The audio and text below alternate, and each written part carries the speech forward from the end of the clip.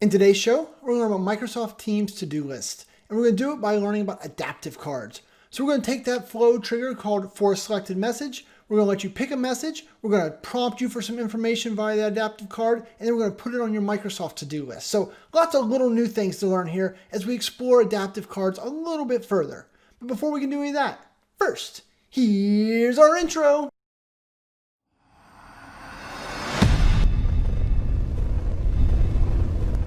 Hi, my name is Shane Young with Power Apps 911, those guys. And today, we're going to learn about Teams and using to-do lists. So this actually comes from a place of, I guess, personal pleasure here, in that my wife, Nicola, right, the star of our show very often, she actually said, hey, one of the things that really challenges her about Teams is the fact that she did not have the ability to add them to a to-do list the way that she could flag an Outlook email. So I set off on the road to create this for her, and turned out to do this well, I had to learn about adaptive cards even more. I know we talked about them last week. We're going to talk about it this week. We'll probably talk about it again next week. But what we're going to do here is we're going to explore how we add that over there. I'm going to teach you guys some really cool things about adaptive cards. We're going to, is visible is probably the one we're going to kind of work with a little bit the most. We're going to also have a multi-choice select, talk about how to get that into flow, and just build some really cool stuff. What we're not going to talk about is the fact that both my ears are very sunburned. Apparently sunscreen doesn't work with ears, but that's okay. That's not important for today's show. So let's switch over to my desktop. Let's demo the solution, and then let's learn how to build the solution for yourselves. Cool? Cool. Okay, so over here, before we jump into the flow, let's go over to Teams. All right, and you can see that Ferguson and I were having a chat. Apparently Ferguson is really trying to get rid of Chewy around here. And so what I thought we'd do is we'd do this whole demo as Ferguson because, we didn't want to do it as Nicola. So Ferguson over here is like, hey, look, asked about getting rid of Chewy. And so, I said, hey, show me an action plan and we can talk. Apparently Chewy's into M&Ms. I don't know. It's a weird story. You can read it if you want. But over here on the right, what can happen is we hit the ellipsis here. And so if we go to more actions, what you're going to see is that I've got these different flows that now show up. And so here's one called add a to-do reminder. And so this is one that I made. And so if we click on this, you're going to see that I spent some quality time here. Look at this. I even added the little to-do icon. Ooh, that way we can talk about how to put those into your adaptive cards, because I showed it a little last week and you guys had some follow-up questions. So we'll talk about that. You can see then I'm going to be like, all right, well, what is the subject? Take over the world. When is it due? We can click in here and be like, all right, it is due on Saturday the 5th. When should we start it? Well, clearly on Friday the 4th. What is the importance level? And so another piece of this is I tried to hit all the facets that you could possibly want to pass over. So then that way you'd have a reference point. So whether, you're not going to make yours this complicated, but I want you to know all the little nooks and crannies so you didn't have to ask later. So we'll set the importance to normal here. The sensitivity, it seems very private, right? Ferguson doesn't want to share this. I also went ahead and did the categories. And so I didn't create any additional categories, but there's like 5 different color categories in Microsoft To Do. And so then here I'll just be like, I want to make this a blue one and a red one. And then over here, if you click on get a reminder, look at this. We get more fields to fill out. And so then here for the reminder date, I should have labeled these, but the reminder date is going to be the 3rd.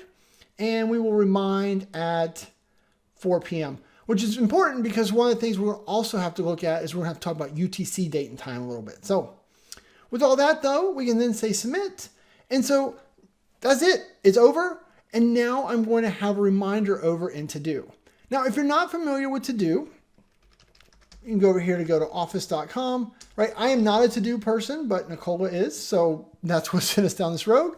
If you'd like to see more To Do content, leave comments below. Happy to talk about it. And so then right here, we've got To Do. We can click on To Do. And over here, you're going to see that really we just have this running list of things to do. And look at that, right at the top just appeared, take over the world. I can click in there. You can see there's a reminder. So it's at 4 like it's supposed to. It's due on the 5th. There's a red category and the blue category. So pretty cool. Down here, right? This is the text out of the Teams message. And then just for fun, I went ahead and linked to the Teams message. So that way you could click on it if you couldn't remember where you created this at, right? I thought sometimes you might just be like, oh, I really wish I had a way to get back to that faster. So there's a little link. You can click off to it. Also keep in mind that I'm going to do all this demo in the browser, but but this works absolutely the same for Teams, the client on your PC, but for a selected message does not work today for Teams on your mobile phone. Boo! Hopefully Microsoft is working on that. We'll see something there soon, but as of today, right, it's like August 30th of 2020, it's not there. So make sure you check before you write it off if you're weeks, months, or years in the future. Hi, future. All right. Anyway, so with that, now that we've kind of seen how this works, what we're going to do is let's go take a look at the flow. Now, keep in mind as we walk through this flow, because we're going to turn around and we're going to go build. We're going to start with blank and kind of build some of this ourselves. But if you're a subscriber to training.powerapps911.com and you go to the curated content and you subscribe there, you can just download this flow, right? Any of our monthly subscription plans now include the access to these libraries to download all this stuff. So check out our training class while you're there. Anyway, all right. So what does this flow do? Well, it's for a selected message is our trigger. And so here we went in and edited the adaptive card. So we're going to talk a lot about how I built all these invisible things. This is a multi-choice. This is a normal choice, dates, times. And like I said, we'll come back and we'll revisit the image a little bit as well. But Microsoft has given us this nice little adaptive card creator here. So we're going to use this to create the adaptive card. And so then what I had to do, if we kind of skip to the end real quick, is so when you added to do, I went ahead and populated the subject. I just use a default to-do list. I don't know if you guys really have more to-do lists, but I don't. And so then the due date is just a straight pullover. But the reminder date, remember, reminder is date and time, but the adaptive card got a separate field for date and time. So what we have to do is I had to compose that actual string. So I had to kind of combine the two of these, which is really just the two of these things with a space in between them. So it wasn't a big deal, but I just went ahead and put that in a separate step so it was easier to know. But at the same time, so I put them in these steps to combine them. But then down here, you can see we're going to have to use an expression. And so I'll hover there so you can see it. But so the idea of the expression is that I needed to convert these from, so the adaptive card sent the time over. Teams automatically assumed that it meant UTC. So it was going to do into to do as UTC. So I was off by 4 hours because that's what the Eastern time zone is. So I had to write this little formula to convert it into UTC time so that way they could actually get what they needed. Start date was a straight up date. Importance was just a date or importance. I also went with the status as not started. It seemed weird. But this is just normal text. So if you wanted to do this, it wouldn't be a big deal. And then down here in the body, I had to switch, right? So the body, when you add it, is HTML. And so when we add the HTML, I went ahead and had to kind of craft out the link a little bit here. So a little tricky here. We'll talk about that a little more. Show advanced options. Then we also had to put in the sensitivity, the categories. So this is another tough one. So we're going to talk about adaptive cards. You can have a multi-select. Remember, I chose red and blue. And so when I chose both red and blue, that came over out of the adaptive card as comma separated. But the input here had to be an array. And so what I ended up doing, if you go way back up here, is I ended up using this split function that I came up with. Super simple, actually. But this split function just turns a comma separated string into an array.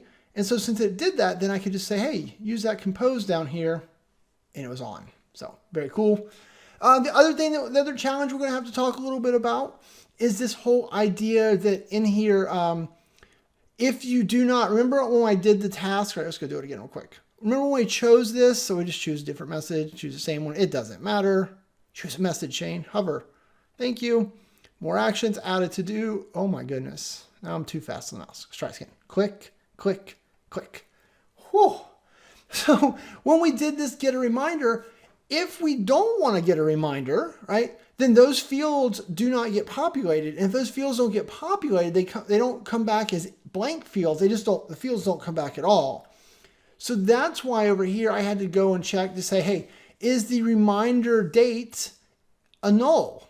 And is the reminder time a null? If both of those are null, then I needed to kind of come in here and deal with the logic to kind of do two different things, right? Because if they're not null, then I need to make that time string. If they are null, then I just ignore that whole reminder, date, time, and then down here at the bottom under advanced, reminder is off. So, whew, that was like exhausting. I feel like the video should be over just from explaining all the pieces of this thing, but that's not how we work here, right? So let's build a simpler version of this together so we can talk about it. Remember, you can download the more complex version, but we're going to build a simpler one. So let's go over here. We'll go back to flows. We're going to do a create, and we want to do an instant flow. And so right there is for a selected message, and we'll just call this video to do. You want to say ta-da. So we'll say create. Okay. So the first thing it does is it drops you in here and it's like, hey, do you want to do an adaptive card? Remember, you don't have to do an adaptive card, but we needed a prompt for some different things. So I'm going to need to do an adaptive card, which brings me to the first lesson. So if you do create an adaptive card and you come over here, right, you have the ability to build in here, which is new and awesome. And typically, as I've said before, I go to new card and then I just choose a blank card so I can fill in the pieces myself. But learning to fill in these pieces has been a real challenge. And so sometimes what I was finding myself doing was using some of these different cards to kind of wrap my head around, how does that work? So I could go reverse engineer those, right? You guys have been around long enough to know that I love to reverse engineer Microsoft templates so I can then build my own and build them better. So that was like a way to get started, but I felt limited. So then my boy Daniel said, hey, if you go over here to adaptivecards.io, and then you click on designer right here, you get a full version of that designer. So look at this. You can, all the different ways you can use adaptive cards. So there's a builder for each one. And so when you choose Microsoft Teams, and we'll choose Teams Lite, notice over here it changes the version. So adaptive cards are on version 1.3. Teams only supports 1.2. So make sure when you're doing things that you're doing 1.2 things, which was one of my early problems with this. Because when you start being like, all right, this is pretty fun. You're like, all right, I'm going to do a new card again. I can do that blank one. But here's a whole bunch of things. Like here's how to have multiple pictures beside each other of weird looking scary cats. Ferguson would probably dig that. Ninja cats. Ferguson would like that too, right? Lots of really interesting things here. But I was able to find some of the different things that I wanted to do and see their sample cards. So they have a lot more sample cards over here. Also over here is the documentation. Oh, and actually in the documentation, what I cared the most about was the Schema Explorer. And so then this is where I started to figure out, what do all these crazy things do? So if you're trying to understand a new idea or you've got a cool thing that you're thinking about, come check these out, because not only can you be like, all right, hey, what do toggles do, right? Somewhere over here is a input of a toggle. So here's all the technical definitions of them. And look, then there's a try it yourself for using a toggle. Awesome. Kudos to this Microsoft team for putting together some great documentation. So anyway, you've got me for right now. You don't need this, but I wanted to plant this with you guys because I found myself in here like all day Friday, just kind of looking and playing and clicking and doing. So if you're an explorer, it's a lot of fun. All right, back over here. So the first thing we wanted to do at the top of our adaptive card was add an image. And I'm doing this because I know you guys had questions from last week's. So I'm going to go over here. I'm going to drag an image into here. Joop. If you haven't watched last week's, it might not be a terrible idea to go watch that one before you watch this one, but you don't have to. All right, so in the image, when I added it here, it's empty. But over here on the right, here's all the different element properties. And so, is it initially visible? What's its IDs? So what is its URL? And so here in the URL, you've got a couple of different options. So one is you can put the URL of an image that is available anonymously. So like I went over here and I clicked on one of these. I'm always kind of scared of clicking on things on the internet. So there you go. I went on Microsoft's site. I found their little image. So I said copy. And so I come over here and be like, all right, URL. And I just paste this in here. There it is. And then it's way too big. So then I just went down here and said, hey, your size should be small. Well, that's probably too small. We'll go large. Large is still very small in my book. But so that is one way of adding these images, is you have the ability to just take and put in a URL. Now, the other option that you have is that you can add images by including their base 64. So if you don't have an anonymous place, remember I did a video, I'll put a link somewhere up here, back to it, but talking about making base 64s of images. So here, let me jump over and steal that real quick. Okay, so here's an image to work. And so I'm going to use Chewy Small here. Now, one of the things I want to make sure you kind of think about here, if I hover, is that Chewy Small is only 8.48 kilobytes. And so why I want to call that out for you guys is that when you build the payload for an adaptive card, the entire payload has to be less than 27. So I can't use these big pictures of Chewy, and I don't want big pictures of Chewy. I'm just trying to aggravate Ferguson a little, not a lot. But so with these little pictures, they're perfect for this. So I found the picture here. It's called Chewy Small. So I'm going to jump over here to this website called Base64 Image. And I'm going to say, hey, let me grab an image. And then we'll go over to logos. And then we'll scroll down just a little bit. And then there's Chewy Small. We'll add Chewy Small. And so then they convert that. Notice that 8.8 or 8.6 became 11.59. Still small enough for me. And so I'm going to say copy the image. And so that went and got the base 64 encoding of that file. Don't worry about what that means. But now that I've got the base 64 encoding of the file, if we go back over here, we can just change this and make, hey, URL is that. Boom, we've got Chewy. All right, maybe we'll make Chewy a medium.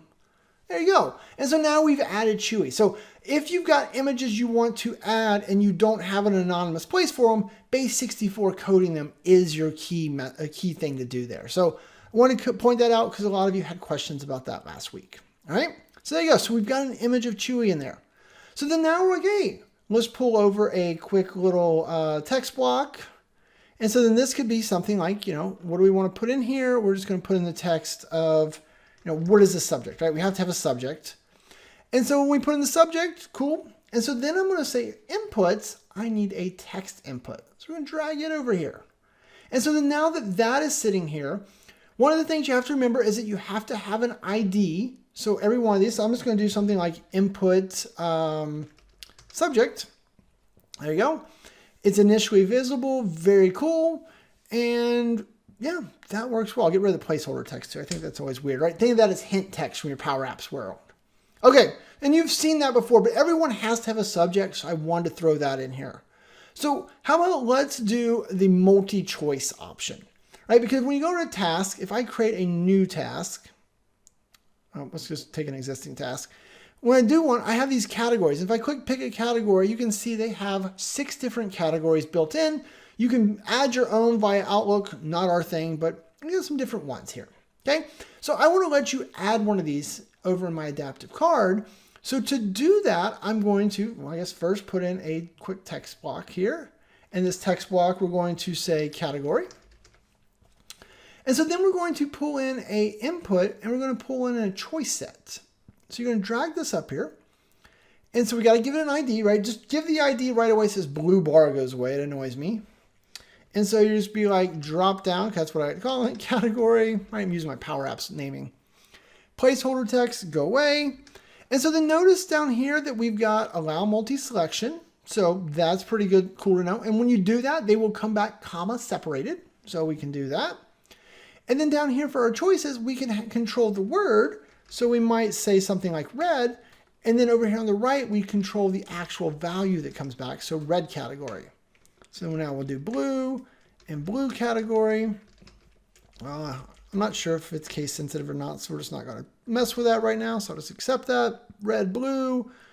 Let's see. Red, blue, green, and then yellow. Okay. So there you go. We've now got a different choice option.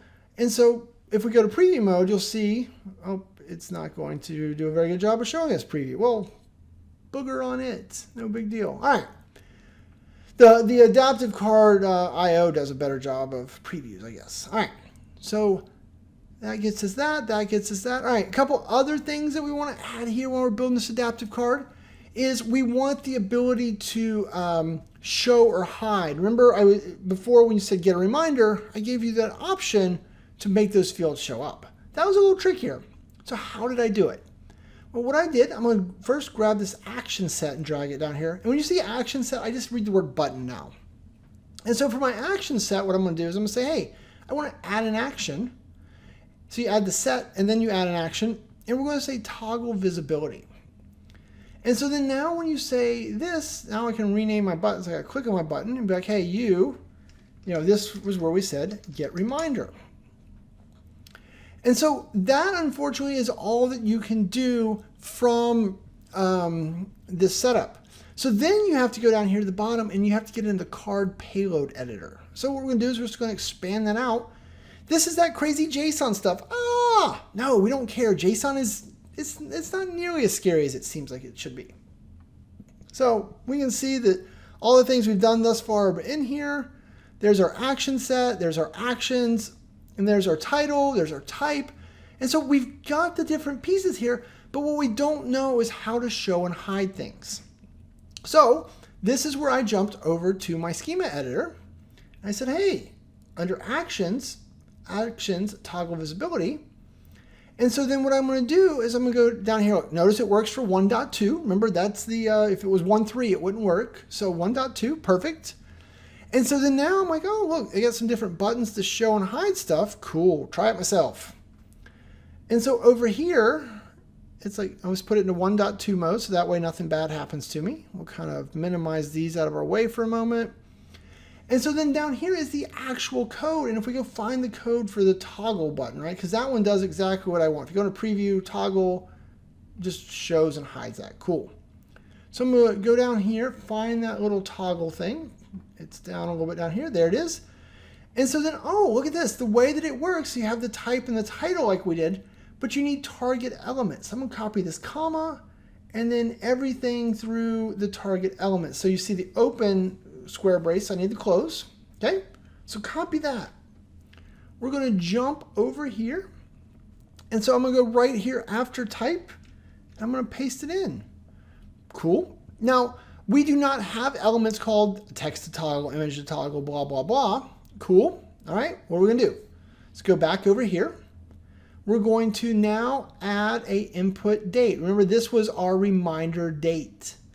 And so then I'm going to just name this input remind date. I know I'm very clever. And I'm going to set its initial visibility to false. I don't want it to show up by default. Oop, bye-bye. And then we're going to say input time, just like that. We'll say input remind time. And then we're going to set its initial visibility off. And just like that, I'm feeling nice. And so now we know this is input remind date and input remind time. Let's just copy one of those, come lazy. Card payload editor, scroll to the bottom. And so then down here, remember we had this, well, we don't have a text to toggle, but this is where input remind time goes. And then right here is where input remind date goes. We don't have a third element, so we'll just get rid of that whole row. Oh, let's do that. Boom. So remember, it's JSON. I don't care. I don't even understand what it says. I don't want to know what it says. I just understood that, hey, I had to fill in the blanks with the things that I just created. So that feels like some fun stuff to test, okay? So what are we going to do? Well, you all know me, right? We're going to save this card. If I'd hit that X right there, I would have been really sad and probably would have just went to bed. So we'll say save my card. And so now we have a for selected message. I'm just going to throw a step right here because I always want to have an action, but I'm not even going to do anything with it. I'm just going to be like, hey, here's a blank compose. Yay. I don't know. Show me the, oh, you know what? Let's show ourselves the drop down category. There we go. Cool. All right. So this is named video to do. We're going to say save. Now that it's saved, we're going to go over to our Teams channel. We'll close out of this one. Let's just go select this thing again. Hit the drop down. More actions. Oh, I don't see it. So let's say see more. There it is. Video to do. I've already got 5 of these. I probably should clean up. Oh well. So we'll hit video to do. We should see, hopefully, all the things. Oh, look at that. There's Chewy. Oh, he's so cute. There's our subject. Subject goes here. And then there is our select multiples. So let's just choose green and yellow since I didn't do those colors last time. Cool, cool. And then let's say get reminder. Oh, there you go. We can fill in our date. And how about our, I don't care what time I choose, our time. Say submit. So remember, all I'm trying to really do right now is just get the pieces over to Flow so we can see what they look like. So now we can go back over here. We can leave this page. Oh, that succeeded because I didn't really have to do much. And so then now for a selected message, look, here's my outputs. If we do show more, and so if we scroll down, right, there's all the message stuff. We care about that, but not right this second. But if we go far enough down here, card outputs, input subject. Subject goes here, misspelled, very nice. Drop down category, green category, comma, yellow category. Okay, we'll need to know that a bit. Input reminder time, input reminder date. I said those backwards, but you got it. So we're seeing the data. This is why you do this, right? So you can see what it comes back with, because you don't always have me there just to sculpt this for you. So there you go. So now that we understand what's going on, now we can start to play with this to figure out how do we put these things into our message. So let's edit our flow. I'll be honest, sometimes I do this in two different tabs so that way I can kind of move back and forth, but I'm not going to do that with you guys because I know where I'm headed now. We'll go over here to do. And so then I would click on this. And remember, if you're into to do, you should read through this list. Plant the seeds of what's possible. There's cool things over here. I'm not a to-do user. Nicola loves the thing. So I planted the seeds so when she asks me questions, I can answer her question because she's the boss. So with that said, though, what I want to do is I want to add a to-do. There we go. All right, subject. One of the things you have to remember, look at the little red star. The subject cannot be blank, so don't mess that up. And what I mean by don't mess that up is over here when you do your adaptive card, make sure they give you data, but there is no way to do adaptive card validation in 1.2. There is in 1.3, but not in 1.2. So what I have been doing for subject is being like, all right, I'm going to take whatever she gave me. And so here it would be like input subject. And then, I would do something like this, created by Flow. So then that way, even if she didn't put anything in the subject, it would still come across and it would just say, it would be the task of created by Flow. So just make sure you're watching out for that. This one can't be blank, okay? So due date is a straight date. We're not gonna mess with that. Reminder date and time. So look at the way that this thing wants it to be formatted. It says, hey, I need to be YYYYMMDDT HHMMZZ or SSZ. And it wants to be in UTC time. But users don't think in UTC, right? When I put in whatever I just put in 9 a.m., I wasn't thinking about UTC. So what you're going to have to do is you're going to have to build this kind of out for them.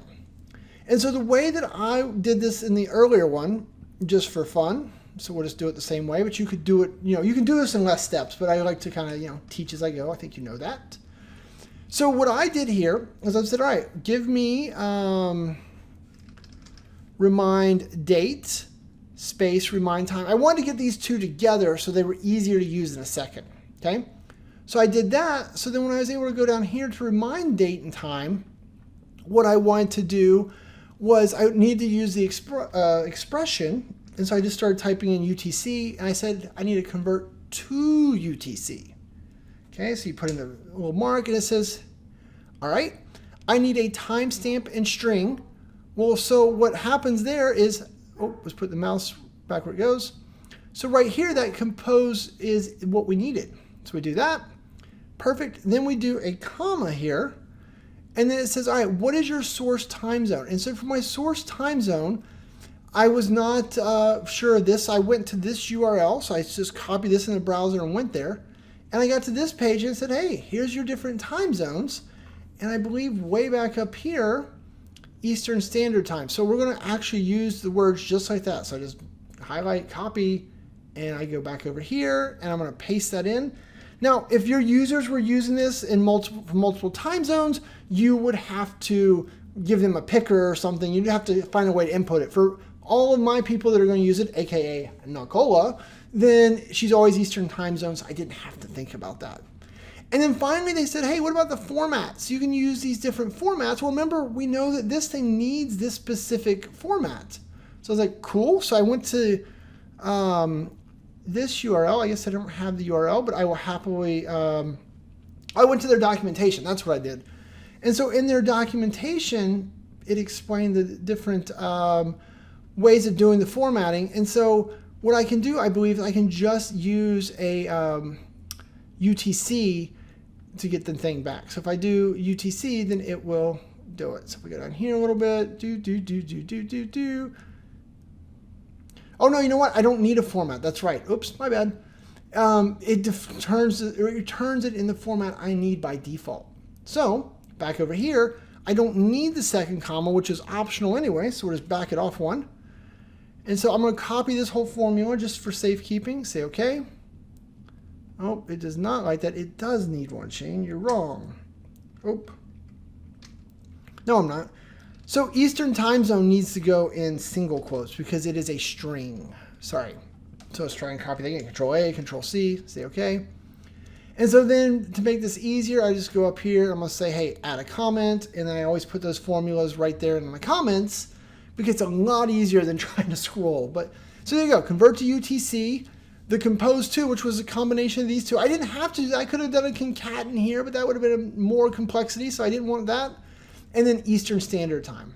And so that's how I got a reminder reminder date and time in there.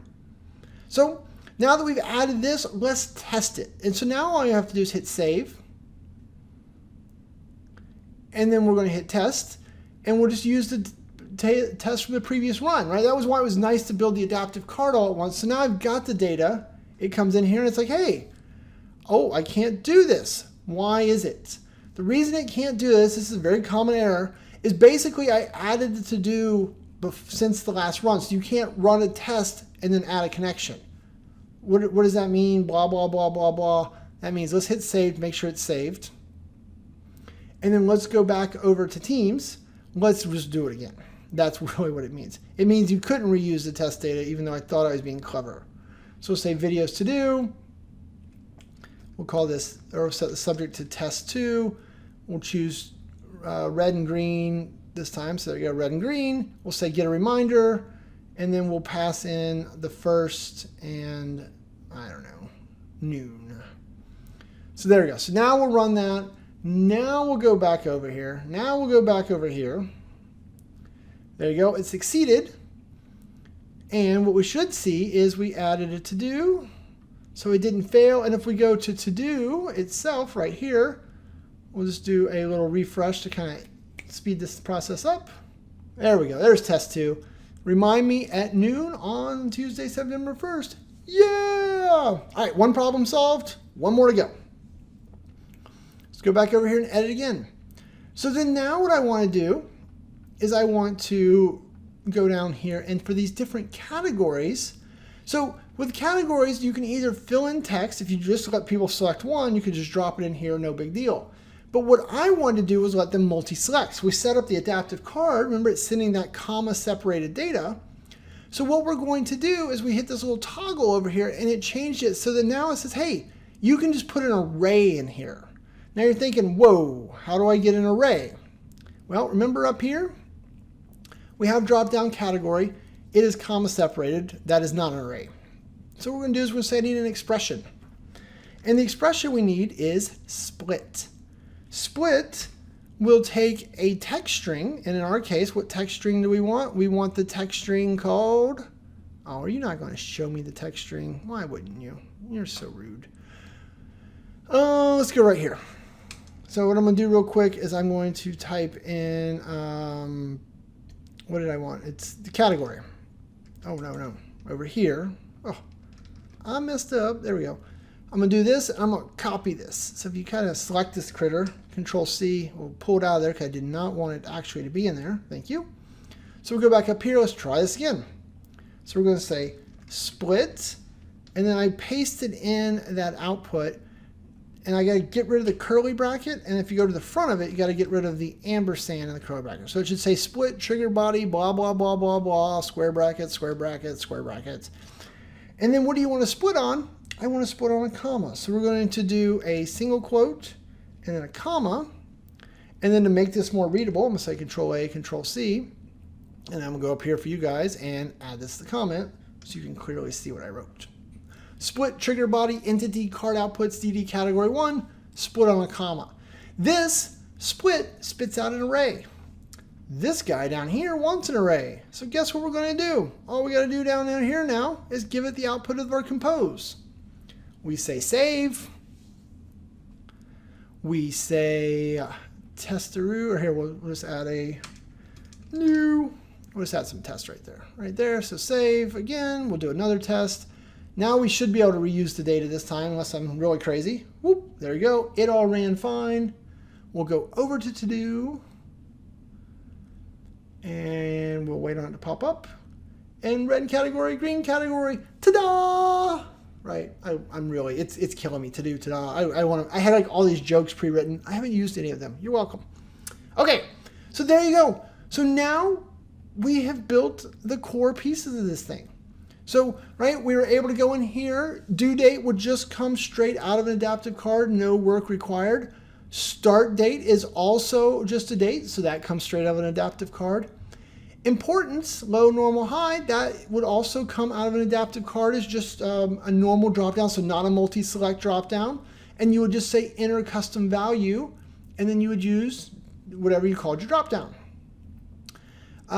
Status, so like I said, you could do this as a dropdown, or you have the ability to, I just thought they should all be not started, right? Because you clearly haven't started if you're just flagging it over. In the body here, the only tricky thing here, so what I said, use the message content, and then I wanted to have that link, right? So I said link goes here, or something like that. And so then I used the little link tool here. And so it says, hey, what is your link title? And so I just said title. And then I said, what is my link target? And then I just need to put in any old URL. So we're going to put in our favorite Power Apps 911. Does anyone else ever want to scream at this tool that just hides things from you? Whatever. We'll put in an address. So we'll say add. And so link goes here in title. Okay. So now that you have this, though, you know that's not the link I wanted, right? So then you hit the code editor button right here. And it wrote out this whole thing for you. You can see my big old typo here. But that's okay because I don't care. I'm going to delete this URL out. And then right here, I'm going to just get the link to the message. And so once you do this, Flow is angry. It doesn't understand, but it works. So now that we have done this, it should be fine. Show. But you can't get back out of the editor mode as long as there is dynamic content in this formula because it doesn't know it. But so we should be able to say save. And then we will go back over here and we will say test again. Say test again. And then if we go back over here and we wait just a second, you should see a second test to new pop up. And there it is. Woohoo! So we'll click on that. And then what we should see in here is link goes here title. And if we click on the title, it launches over to Teams. I will not launch the client. I'll say just use the web app, which should take us straight into our message. Awesome. Whew. All right. How about you guys? But I'm exhausted. That was a lot, right? I apologize. The video is way too long again, but there's just so much to unpack here. So once again, reminder, if you want to download this app, you can go to training.powerapps911.com and you can sign up for the curated content library and grab it, or any of our other monthly subscriptions. Or, you can watch this video, you can build it. I've given you the pieces. If you have any questions, comments, leave them below, right? Tell me what you're after. Tell me what you want to see. Do I need to do more of this, less of this? I know the video was long, but there's just so much to unpack with adaptive cards. I'll probably do another video on adaptive cards because there's a lot here, but I think this was a really fun topic. It's going to make her really happy. Hopefully it makes you really happy. So I guess with that, I'm just going to say thanks and have a great day. Before you go, be sure to click on the subscribe button over here so that way you'll be notified when new videos come out. If you need any help or you want to work together, whether your problem is big or small, check us out at Power Apps 911. We do it all. I rhymed. Or if you're looking for more formal training offerings, we have those linked up here somewhere. So check them out. Thanks and have a great day.